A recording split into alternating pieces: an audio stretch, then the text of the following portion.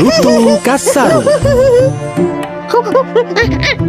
Alkisah di Jawa Barat, tinggallah raja yang bijaksana dan arif bernama Prabu Tapa Agung. Raja yang sudah tua menyerahkan tahtanya kepada putri bungsunya yang bernama Purbasari. Hal ini membuat putri sulungnya Purbararang merasa iri dan dengki terhadap Purbasari. Sejatinya, tradisi penyerahan tahta diserahkan kepada putri sulung. Namun raja lebih memilih Purbasari karena memiliki pribadi yang baik dan bijaksana.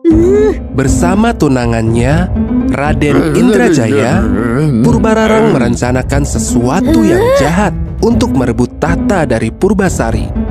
Mereka pun menemui dukun sakti bernama Nironde untuk meminta ramuan jahat. Campurkan ramuan ini ke dalam minuman Purbasari, maka ia akan mendapatkan penyakit aneh. Terima kasih, Nek. Terimalah emas ini. Sesampainya di istana, Purbararang mencampurkan ramuan jahat itu ke dalam minuman Purbasari. Purbararang segera menemui Purbasari yang ada di taman. Hai, Dik. Ini kubawakan minuman menyegarkan untuk sang ratu. Ah, kakak bisa saja. Terima kasih, Kak. Ah, segar sekali minuman ini. Belum habis minumannya, tiba-tiba tubuh Purbasari dipenuhi dengan bintik hitam. Ya, apa ini? Kenapa dengan tubuhku? Purbararang segera berlari mengadu ke raja atas apa yang terjadi pada Purbasari. Lihatlah, Ayahanda. Inilah akibat dari melanggar tradisi yang sudah ada. Tahta itu seharusnya untuk aku. Para leluhur pasti murka. Jangan-jangan sebentar lagi kerajaan ini juga terkena kutukan. Terhasut oleh perkataan Purbararang, raja pun menyerahkan tahta kepada Purbararang. Sementara itu, diantar oleh Patih Uak Batara, Purbasari diasingkan ke hutan demi menghindari kutukan. Di dalam hutan, sang patih membuatkan sebuah pondok untuk Purbasari. Jangan khawatir, Putri Purbasari. Tabahkan hatimu. Cobaan ini pasti segera berlalu. Aku akan selalu membawakan makanan untukmu. Terima kasih, Paman. Aku jadi merasa lebih tenang. Untuk menghibur diri, Purbasari sering bermain dengan hewan-hewan di sekitar pondok. Hingga suatu saat, ketika sedang bergurau dengan hewan-hewan, sepasang mata nampak sedang mengawasinya. Sepasang mata itu pun keluar dari persembunyiannya. Rupanya seekor kera hitam berekor panjang atau lutung. Ya, monyet, monyet. Jangan serang aku. Jangan takut, Tuan Putri. Aku tak akan mengganggumu. Purbasari tersentak kaget.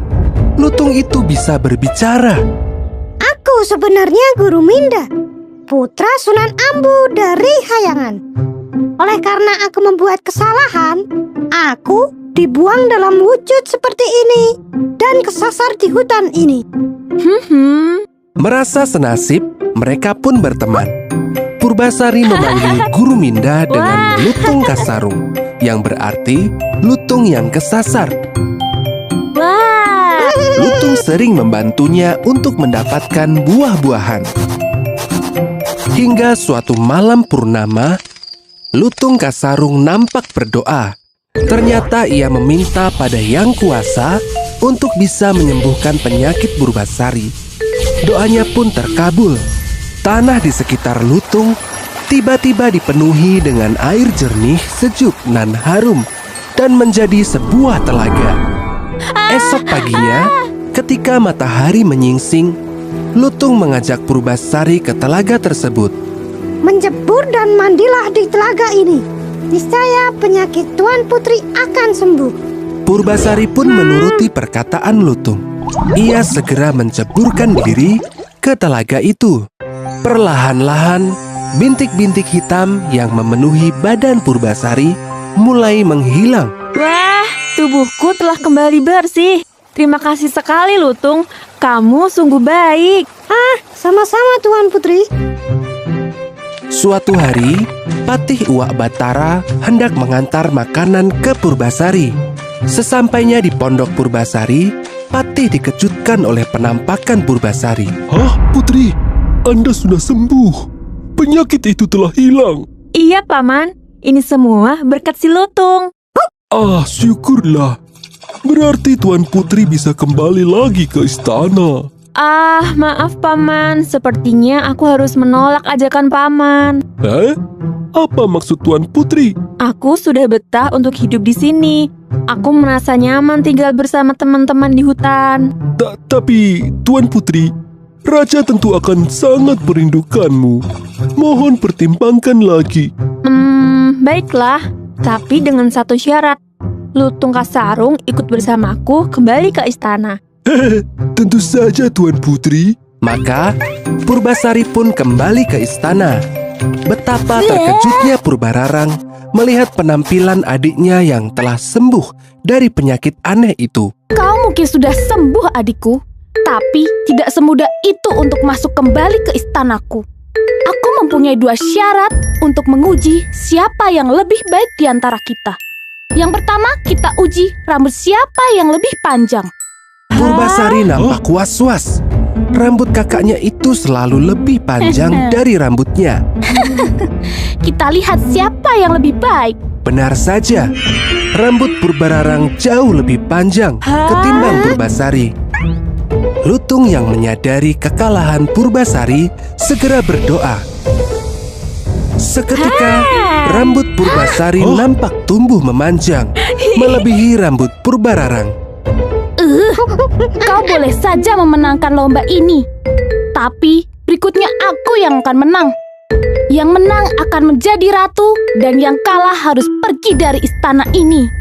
Lomba kedua, adu ketampanan dan kegagahan pasangan. Purbararang yang telah memiliki tunangan, Raden Indrajaya, yang terkenal ganteng dan gagah, nampak percaya diri akan memenangkan lomba itu. Tanpa disangka, Purbasari menunjuk Lutung Kasarung sebagai pasangannya. Purbararang dan Raden Indrajaya tertawa terbahak-bahak melihat pasangan Purbasari yang seekor lutung. Pasangannya Lutung. Merasa diremehkan, Lutung Kasarung berdoa kembali untuk dikembalikan ke wujud semula. Ajaib! Lutung Kasarung berubah kembali ke wujud manusia. Ia terlihat jauh lebih tampan dan gagah dibandingkan dengan Raden Indrajaya. Semua orang terhenyak melihat ketampanannya itu. Oh tidak, ini artinya aku harus keluar dari istana ini. Tidak usah, Kak. Tinggallah di sini bersamaku. Terima kasih adikku. Maafkan aku. Selama ini aku telah jahat padamu.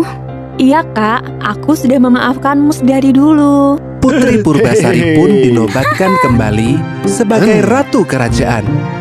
Kali ini, sang kakak Purbararang bisa menerima penobatan adiknya. Akhir cerita, Putri Purbasari pun akhirnya menikah dengan Lutung Kasarung atau Guru Minda. Mereka juga mengajak teman-teman hewannya dari hutan.